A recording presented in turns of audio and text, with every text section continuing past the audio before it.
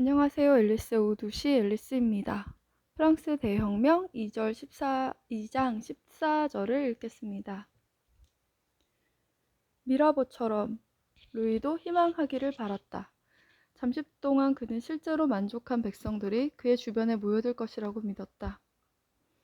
6월 27일 저녁 베르사유궁의 정원에 모인 군중은 국왕 만세, 제3신부 만세, 의회 만세를 외쳤다. 그리고 루이는 왕비를 대동하고 발코니에 나갈 것을 결심했다. 그는 즐거운 군중을 보았다. 그들은 성직자들과 귀족들이 제3신분에 결집하도록 요청한 것에 대해 왕에게 감사했다. 루이는 눈물이 나도록 감동했고 역시 울고 있는 왕비를 껴안았다. 그리고 군중은 그들에게 환호를 보냈다. 그리고 루이는 궁전에 들어왔다. 그는 즉시 측근들에게 둘러싸였다. 왕비는 눈물을 멈췄다. 그리고 아르투아 백작과 프로방스 백작처럼 그녀는 왕에게 새로운 군대를 베르사유와 파리 주변에 불러 모으라고 간청했다. 메스, 낭시, 몽메디에서 도착하는 곧 3만 명에 달하게 될 부대들의 보급을 책임지고 있던 플롱드 두에는 프랑스 근위대가 이제 명령에 복종하지 않기에 그들의 존재가 더욱 필요하다고 보고했다. 부대들은 반란을 일으키고 백성들과 섞이고 소리쳤다. 우리는 국가의 군인들이다. 제30분 만세. 어떤 이들은 덧붙여 말했다. 부대들은 그들에게 급료를 지불하는 국가의 것이지 그들을 지휘하기 원하는 왕의 것이 아니오. 그리고 군인들은 막세에 들어가서 무리들에게 외쳤다. 침착하시오. 마음에 기쁜 일을 하시오. 루이는 형제들과 왕비, 플롱의 말을 들으면서 겪었던 그 짧았던 희망의 순간에 대한 기억조차 이제는 없었다. 7월 초에 잇따라 들어온 공문들은 걱정스러운 소식들을 전했다. 지독한 더위에 짓밟힌 파리는 들끓었다. 팔레루아얄에 파리로 들어오는 모든 길목에 포브르 지역에 사람들이 모여들어 시위하고 제3신분을 환호하기 거부하는 모든 이들을 심하게 두들겨 팼다. 프랑스 근위대 연장이었던 샤틀레 공작은 불온한 말을 하고 명령에 복종하기를 거부한 군인 11명을 아베이 감옥에 감금하도록 명령했다. 곧 수백 명이 아베이 감옥을 둘러싸서 곡괭이와 망치로 감옥문을 부수고 프랑스 근위병 11명뿐 아니라 모든 군인 제수들을 놓아주었다. 군중을 해산시키도록 아베이 감옥에 보낸 용기병, 기병, 경기병들은 돌격하기를 거부하고 검을 거두고는 백성들과 함께 건배를 들었다. 백성들은 왕과 제3신분의 건강을 위해라고 외쳐댔다. 군인들은 국가 만세라고 외치며 백성들에게 화답했다. 베르사유로 자신들을 이끌고 가는 장교에게 용기병들이 말했다. 우리는 당신 말에 복종합니다. 그러나 도착했을 때 우리의 동지 시민들에 대해 조금의 폭력이라도 명령한다면 첫 번째 총알은 당신을 위한 것이 되리라고 대신들에게 알리십시오. 군인들은 백성들처럼 외인 부대를 불신하고 있었다.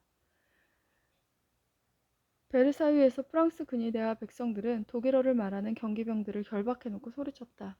이 꼭두각시들을 때려눕히시다. 여기에 이놈들이 하나도 남지 않도록 합시다. 스위스 육군 참사회가 프랑스 애국자들의 감정에 공감을 표한 스위스 근위병 둘을 교수형에 처했다는 소식을 듣고 사람들은 분노했다. 샹드마르스의 야영지를 세운 부대들에서 탈영이 확인되었다. 팔레루야얄, 프랑스 근위대 진영에서도 역시 여자들과 노동자들의 환호를 받는 포병들이 목격되었다. 한 하사관은 대중에게 드리는 말씀을 읽었다.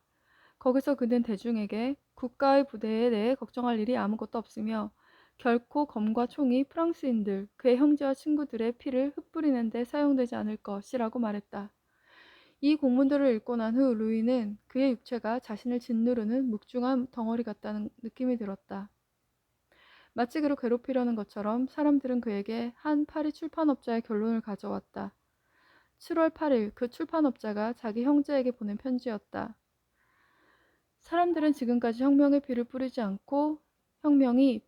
않고 이루어질 것이라고 믿었어. 그러나 오늘 사람들은 왕궁에서 행사할 폭력을 예상하고 있지. 준비태세와 이 모든 군장비들 때문에 걱정하고 있어. 분명 그만큼, 아니 그보다 더한 폭력으로 응수할 거야. 그러나 루이가 자신에게 유전된 그리고 자신이 증인이 되는 왕권을 보존하기 원하는데 어떻게 이 대결을 피하겠는가. 온 나라에서 왕권에 대한 문제를 제기하고 있었다. 폭동과 약탈은 날마다 더위가 더해가는 7월 초 모든 지방에서 계속해서 일어나고 있었다. 더위와 함께 신경질, 걱정, 치솟은 빵 가격과 빵의 희소성, 귀골 꼴통들의 도당이 제3신분에게 가하는 위협들, 이런 것들에 대한 분노가 치솟았다. 사람들은 배가 고팠다. 사람들은 두려웠다. 사람들은 새로운 외인 연대의 도착을 두려워했다. 그들은 파리를 내려다보는 언덕에 자리를 잡고 파리의 각 동네, 팔레루야얄, 포브르 지역을 폭격해댈 준비를 할 것이다. 아르투아 백작가 몇몇 대신들, 왕비, 그리고 파리 사람들과 농부들의 불만을 언급하면서 그들은 내 말만큼의 가치도 없소. 빵이 없다면 건초를 먹으라고 하시오. 라고 말했다는 플롱이 주동자로 있는 도당들의 소나기에 왕이 들어갔다고 사람들은 확신했다. 루이는 나를 혼란스럽게 하고 왕권에 대항하게 하는 이 소문들과 두려움들을 모르는 것이 아니었다.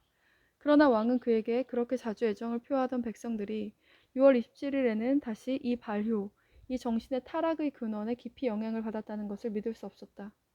왕은 백성들에게 단호함을 보여주어야 했다. 그리고 루이는 형제들과 왕비의 제안들을 승인했다. 그는 우선 검을 다시 쥐고 필요하다면 외인 부대들을 개입시킬 수 있도록 수도 주변에 집중시켜야 했다.